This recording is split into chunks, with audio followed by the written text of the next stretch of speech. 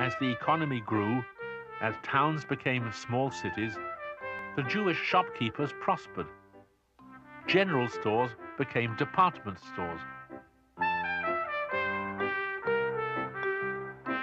Macy's, Saks, Bamberger's, Gimbel's, Bloomingdale's, Sears Roebuck. Throughout the country, most department stores were owned and created by Jews.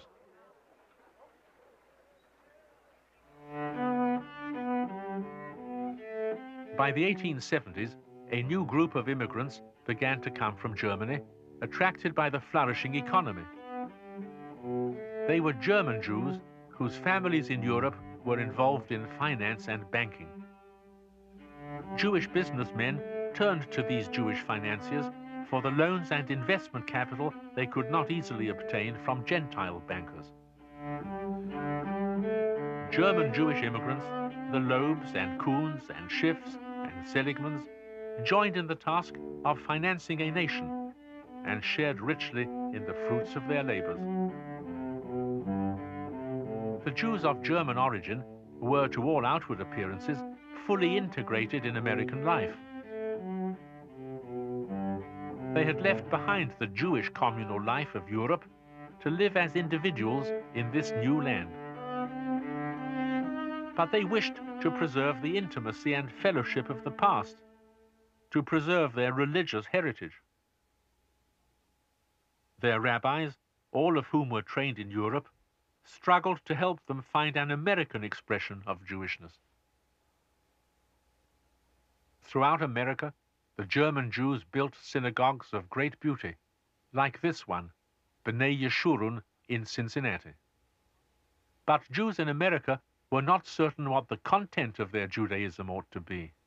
There were no central authorities to define the rules of Jewish life. All the Jews wanted their synagogues to be American houses of worship.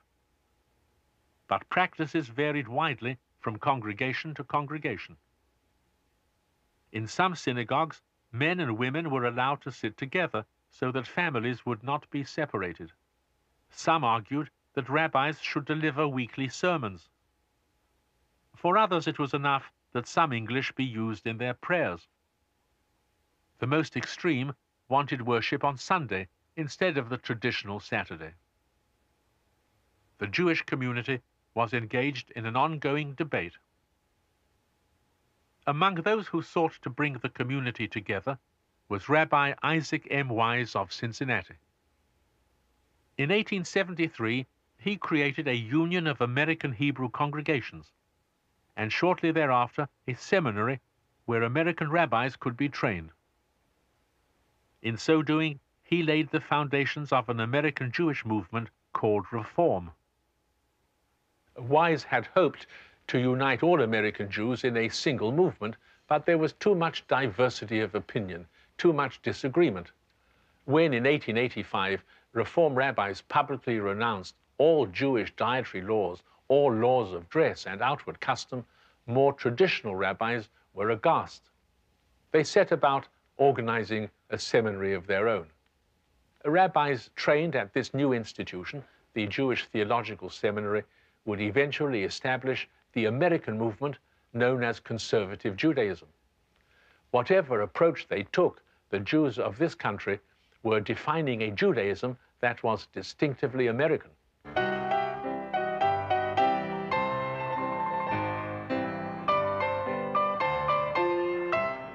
Germans, English, Irish, Jews.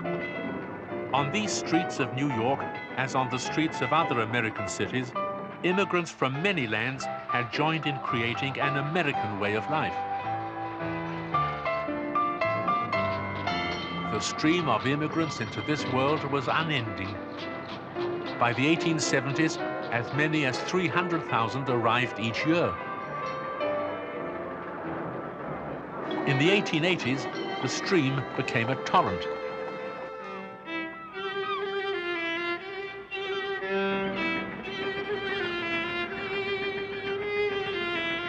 Between the years 1880 and 1924, more than 25 million people would land at the ports of America. They would change the face of its cities. they would change its culture. They came from Italy and Germany, from Russia and from Poland, in search of opportunities in the industry of a rapidly growing America. Among them were nearly 2 million Jews from Eastern Europe. These Jews came to America fleeing pogroms and poverty. Whole families were uprooted, leaving behind their old lives, hoping for a new and better life in America. The place of arrival for most, starting in 1892, was Ellis Island. They were examined, questioned and tagged, submitted to a process they could not understand, thousands every day. You could arrive at Ellis Island with one name and leave with another, particularly if your name was hard to spell or your accent difficult for an American to understand. You might be detained for medical or other reasons, not knowing if you would be allowed into the country. But the majority were admitted and placed on ferries bound for the island of Manhattan. Where am I going? What will I do? In Grodno, I was at least someone in the store. But in America, without language, with only a bit of education? For thousands, the crossing from Ellis Island to Manhattan was only the first stage in a journey that took them to Chicago, Detroit, Pittsburgh, or other American cities and towns. But many Jewish immigrants landed in Lower Manhattan and made their way by foot to the crowded streets of New York's Lower East Side.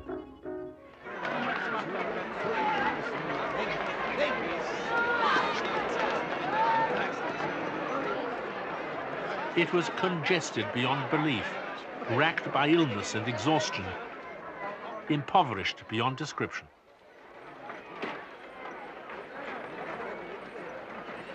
The first thing the immigrant had to do was to find a place to live. Conditions were appalling. 4, 5, and 6 to a room. No place to wash. Parents and children crowded together, uncertain of their future. For father, there was nothing else to do but be a peddler. He had no profession. He didn't know the language. What else could he do? If the immigrant was lucky, he earned enough to feed his children. To help, our mother took in boarders. She made all our clothes. She walked blocks to reach a place where bread was a half-cent less. She collected boxes and old wood to burn in the stove. Her hands became hardened. Yet we children always had clean and whole clothing. Clothing. For most Jewish immigrants, it was more than something to wear. It was the lifeblood of existence. Its manufacture was a Jewish business. German Jews provided the fabric. Immigrants took it home and sewed it into garments.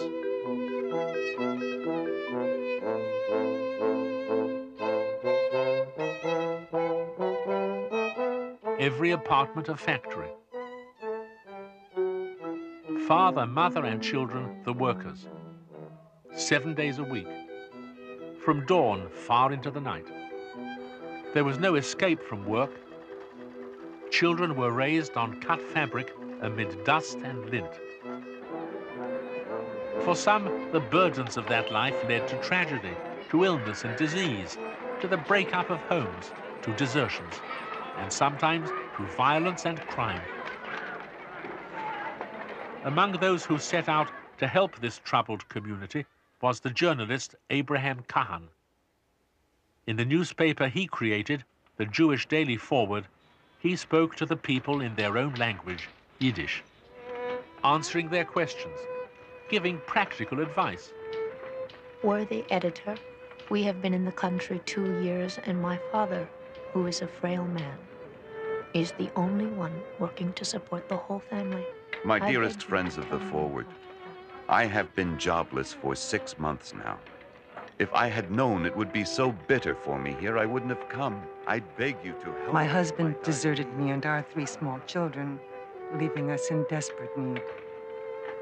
It breaks my heart, but I have come to the conclusion that Dear in order Mr. to save Editor my of the innocent Forward, children- I read the troubles of family life in your letter column every day, very attentively. But my own troubles are so great, so enormous, that I ask you right on the spot, help! From the moment of their arrival, the immigrants looked to each other for help, first to relatives or to townspeople from the old country. People from the same towns formed groups known as Landsmannschaften, where among their old neighbors they could find fellowship or help in times of need. There were fraternal lodges, benevolent and free loan societies, burial societies, and in makeshift quarters, hundreds of small Orthodox congregations where immigrants came to worship and to study. Most important of all, they came to be among their old townspeople. In small shuls, as they were called, the Orthodox traditions of Eastern Europe were preserved. For some among the immigrants, the synagogue was the surviving link to the life they had left behind.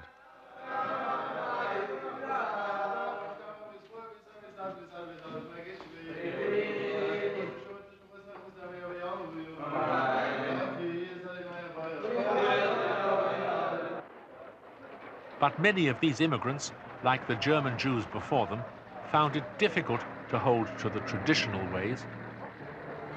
Some Orthodox Jews believed that a new set of standards were needed in this new land, flexible standards, yet faithful to the spirit of the Eastern European tradition.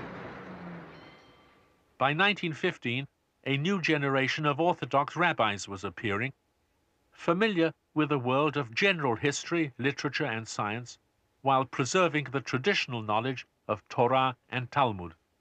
It was a development that would ultimately lead to the creation of Yeshiva University.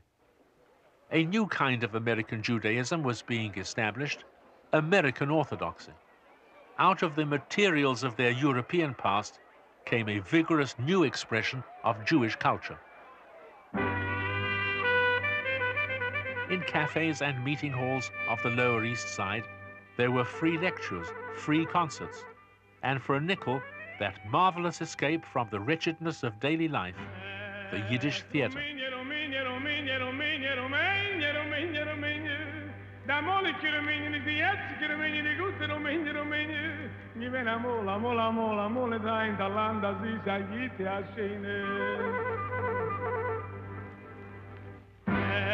Roemenië, Roemenië, Roemenië, Roemenië, Roemenië, Roemenië, Roemenië. Hoi Roemenië, geweldig Roemenië, Roemenië, Roemenië, Roemenië. Many of the greatest Yiddish plays, still performed throughout the world, wherever the language is spoken, were written on the streets of New York.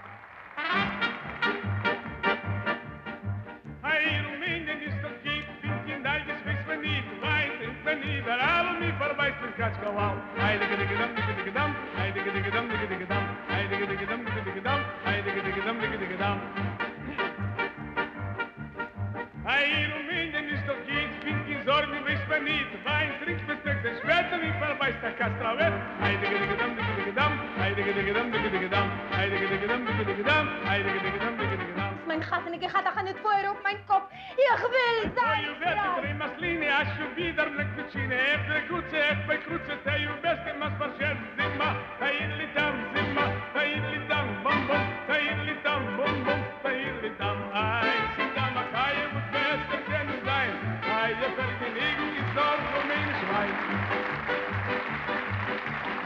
Oi, wie geweldig wer me ziet, ik liep naar vriend en mama lief, ik dank op deze vriend en stellen, wen je essa patladele, zingen, heili dam, bum bum, heili dam, heili dam, chik chik, heili dam,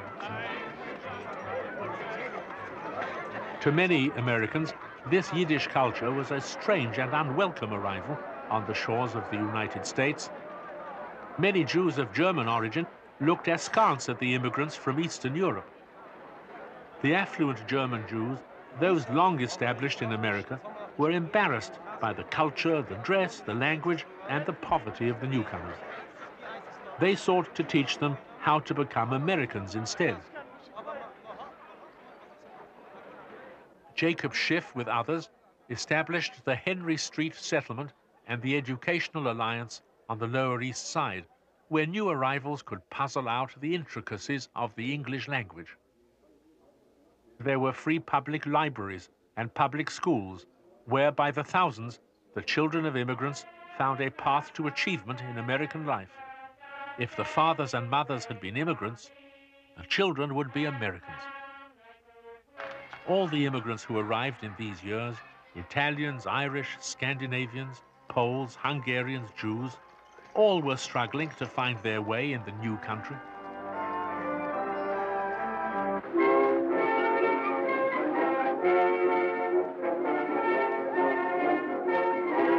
In towns and villages across America year after year, crowds gathered in celebration of the 4th of July.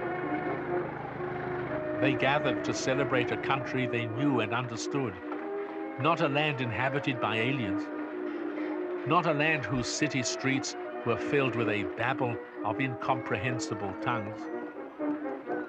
For many Americans, the immigrant world seemed un-American, a danger to the old-fashioned values of American life. As immigration increased, the reaction to it grew violent. Newspapers and editorials led the attack. These people are not Americans, but the very scum of Europe. Long-haired, wild-eyed, bad-smelling, atheistic foreign wretches who never did an honest hour's work in their lives. There were calls for a new patriotism, for an America cleansed of foreign elements. Since the 1880s, there had been repeated attempts to stop immigration.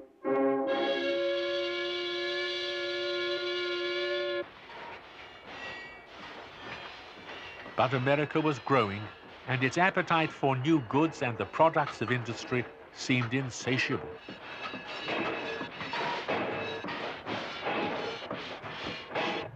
The need of American industrialists for cheap foreign labor was not to be denied. All over industrialized America, factory workers were recent immigrants. There was no western frontier left for new immigrants to settle. The wilderness they faced was one of slums and noise, of industry and grinding labor. Beginning in the last decades of the 19th century, workers throughout America began to organize themselves into unions. A generation of working men and women endured bitter strikes, privation, and even violence as they struggled to gain some control over their own destiny.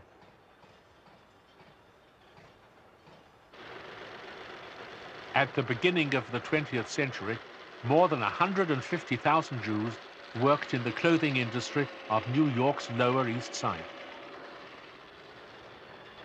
It had grown beyond the confines of the immigrants' homes. Thousands now worked in factories and lofts, cutting, sewing, and pressing. The quarters were cramped. There was no ventilation in the heat of summer. The hours were long and hard, the conditions hazardous. In November of 1909, 30,000 shirtwaist makers, most of them Jewish women in their teens or early 20s, walked off their jobs. The protest was spontaneous. It brought the industry to a standstill. 5 months later, 60,000 cloakmakers went on strike. It came to be known as the Great Revolt of 1910. The Jewish workers were joining together to demand decent working conditions, fair pay, to demand that they be accepted as Americans with an equal right to secure and dignified lives. On March the 25th, 1911, at the Triangle Shirtwaist Company near Washington Square, a fire broke out on the 11th floor. By the time the fire department arrived, the blaze was out of control. An eyewitness reported, The firemen were helpless. Ladders reached only to the 7th floor. The firemen stood about and stared as one woman after another fell from the burning building. And below, screaming and howling, thousands of laborers from surrounding factories. 175 workers lost their lives, most of them young Jewish and Italian women. The grief of the community was almost too much to bear. The tragedy of the fire aroused widespread sympathy. A groundswell of public concern would ultimately lead to laws governing the sanitary conditions and safety of the workplace. But it was not only sympathy that the immigrant workers earned in these troubled years. Out of the cloakmakers' strike of 1910 came a document called the Protocol of Peace, an agreement unprecedented on the American scene. Drafted by Louis Brandeis, who would soon become the first Jewish member of the United States Supreme Court, it established procedures of outside arbitration, a pattern that would become a model solution to all future labor conflicts in America. Meanwhile, however, American attitudes toward immigrants and all things foreign were being complicated by conflicts of greater scale far beyond America's shores. 1914. The Great War broke upon Europe. Shipping across the Atlantic was threatened, and in 1917, America, reluctantly, was drawn into the war. The strains of war weakened the fabric of European society. In Russia, the Tsarist Empire began to crumble. In the fall of 1917, the Bolsheviks, led by Lenin, seized power. They saw their victory as the first of a series of revolutions that would sweep the world and overthrow established governments everywhere. An uneasy order descended upon the Western nations. The cost of the war had been great. In its wake, there was unemployment and labor unrest. The international economy was in chaos. In America, the end of the war brought the end of a fragile truce between unions and management. Within a year, there were no fewer than 3,600 strikes. They were suppressed by troops, National Guards, private police forces. Many Americans considered the strikes a sign that recent immigrants were plotting against America, that a communist revolution was at hand. In 1919, there was a rash of terrorist bombings, one of them almost taking the life of the United States Attorney General, A. Mitchell Palmer. He became convinced that the Red Menace was real. He organized a series of raids. Thousands of immigrants were arrested, beaten, confined without trial. Anyone with a Russian-sounding name was suspected of being a revolutionary. Many were deported.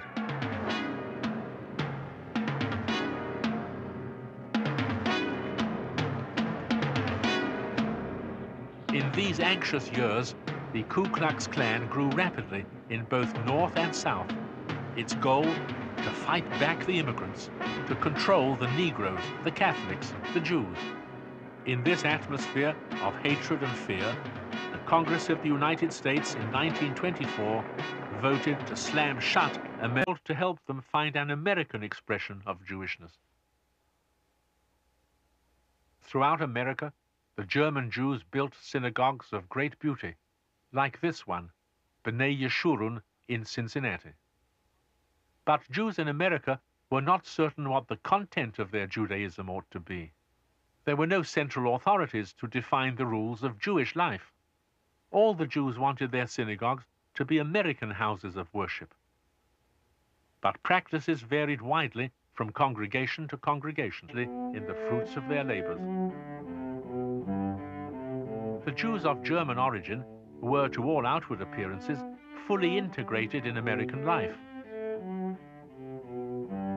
They had left behind the Jewish communal life of Europe to live as individuals in this new land.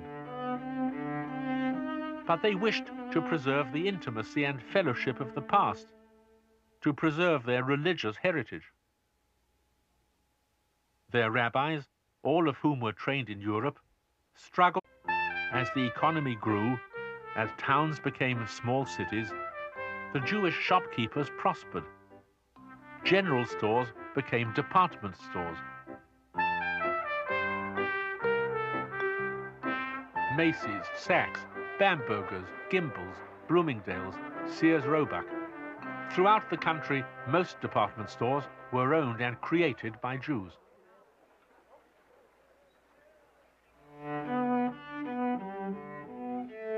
By the 1870s, a new group of immigrants began to come from Germany, attracted by the flourishing economy. They were German Jews whose families in Europe were involved in finance and banking.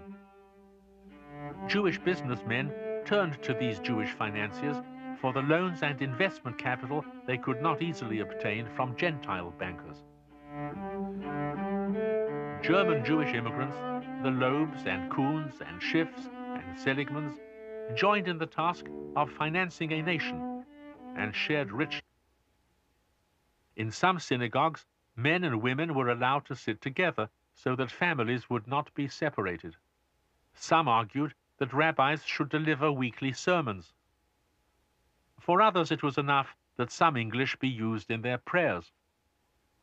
The most extreme wanted worship on Sunday instead of the traditional Saturday. The Jewish community was engaged in an ongoing debate. Among those who sought to bring the community together was